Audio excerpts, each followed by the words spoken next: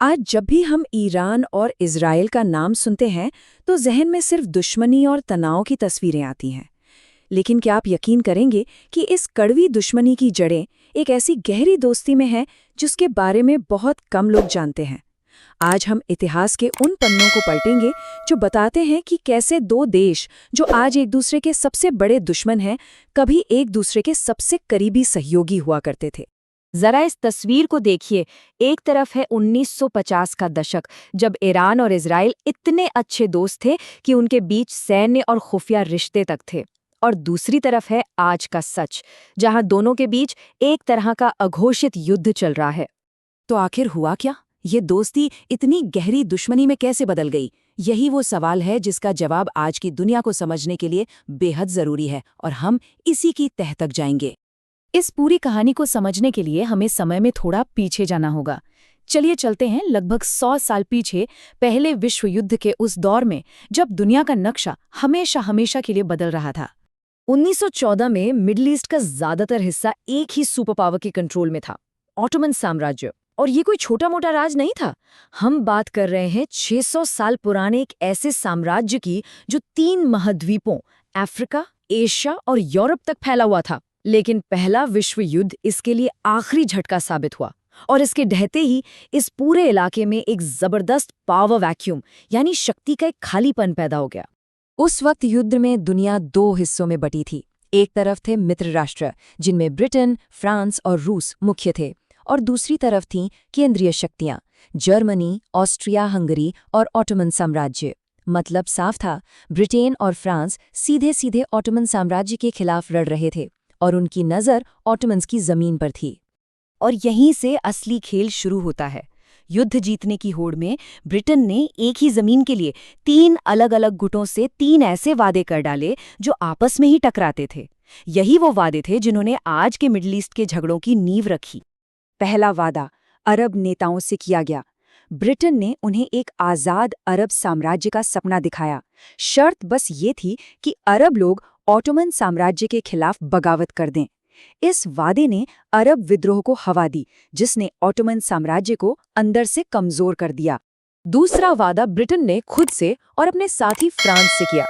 ये एक खुफिया समझौता था जिसे हम साइक्स-पिकॉट एग्रीमेंट के नाम से जानते हैं। पर्दे के पीछे ये दोनों देश ऑटोमन साम्राज्य की जमीन को ऐसे बांट रहे थे जैसे कोई केक का टुकड़ा हो। मतलब अरबों की आज़ादी का वादा तो बस एक धोखा था। और फिर आया तीसरा वादा। ये वादा था दुनिया भर के यहूदी समुदाय से। 1917 के बैल्फोर घोषणा पत्र के जरिए ब्रिटेन ने फिलिस्तीन में यहूदी लोगों के लिए एक राष्ट्रीय घर बनाने का समर्थन कर दिया। देखिए, इसका मकसद सिर्फ हमदर्दी नहीं था, बल्कि युद्ध के लिए दुनिया भर के यहूदियों का समर्थन और पैसा हासिल करना था। तो एक जमीन, 3 दावेदार और तीनों के हाथ में ब्रिटेन का वादा। खैर, जब युद्ध खत्म हुआ तो ऑटोमन साम्राज्य बस इतिहास के पन्नों में रह गया, और ब्रिटेन के इन 3 अलग अलग वादों ने जमीन पर एक ऐसे संघर्ष को जन्म दे दिया जो आज तक सुलझ नहीं पाया है। एक नए मिडिल ईस्ट का जन्म तो हो रहा था, लेकिन वो जन्म से ही विवादों से घिरा हुआ था। बाल्फोर घोषणा पत्र के बाद चीजें बहुत तेजी से बदलीं। दुनिया भर से यहूदी फिलिस्तीन आने लगे। सिर्फ 1919 से 1923 के बीच ही करीब 35,000 यहूदी वहां आकर बस गए।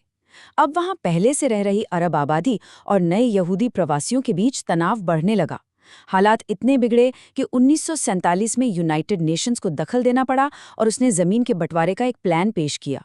और फिर 14 मई 1948 को इजराइल एक देश के तौर पर दुनिया के नक्शे पर आ गया।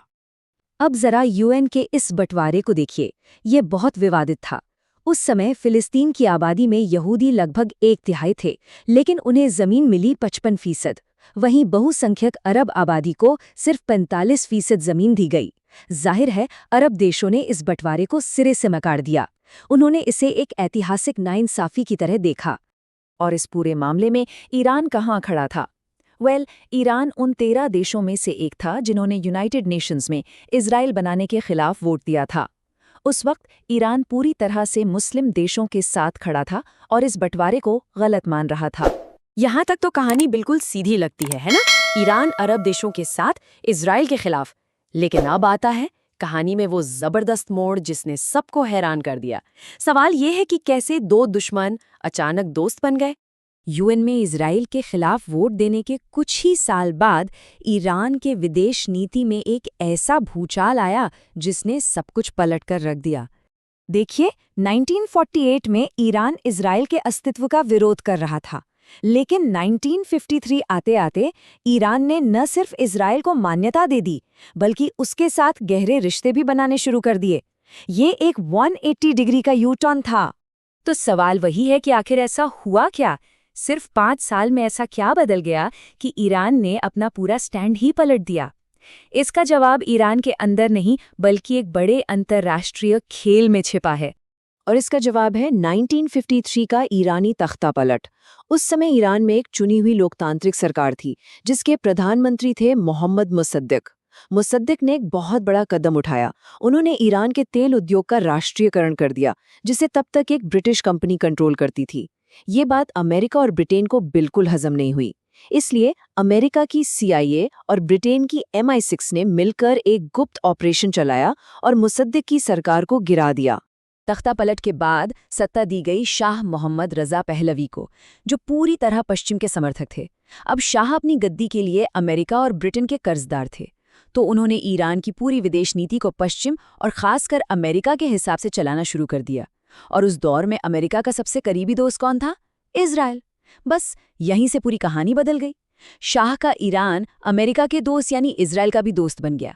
ये दोस्ती ईरान के लोगों की मर्जी से नहीं, बल्कि कोल्ड वॉर की राजनीति और एक तख्ता पलट की वजह से पैदा हुई थी। और सुनिए, ये कोई मनगढ़ंत कहानी या कॉन्स्पिरेसी थ्योरी नहीं है। सालों बाद खुद CIA ने अपने दस्तावेज सार्वजनिक किए और माना कि 1953 में ईरान की लोकतांत्रिक सरकार को गिराने में उनका सीधा हाथ था। ये एक ऐसा सच है जो इस दोस्ती की असलियत को साफ कर देता है। और यही बात हमें कहानी के सबसे अहम सवाल पर ले आती है कि विदेशी ताकतों के दखल से बनी दोस्ती आखिर कितनी मजबूत हो सकती है। इसका जवाब 1979 की ईरानी क्रांति ने दिया। शाह का पश्चिमी समर्थक शासन ईरान के लोगों को कभी रास नहीं आया और 1979 में ईरान में इस्लामी क्रांति हुई। शाह को देश छोड़कर भागना पड़ा और सत्ता में आए आयतुल्ला खुमैनी। नई सरकार ने अमेरिका को महान शैतान और इजराइल को छोटा शैतान कहना शुरू कर दिया और रातों रात तख्ता पलट से बनी वो दोस्ती खत्म हो गई और एक ऐसी दुश्मनी शुरू हुई जो आज तक जारी है। तो जो दोस्ती एक तख्ता पलट से शुरू हुई थी, वो एक क्रांति के साथ खत्म हो गई। अगर आपको ये विश्लेषण पसंद आया हो तो इसे लाइक और शेयर जरूर करें और हमारे चैनल को सब्सक्राइब करना न भूलें। इस पूरे घटनाक्रम पर आपकी क्या राय है, हमें कमेंट्स में जरूर बताइएगा। देखने के लिए आपका बहुत बहुत धन्यवाद।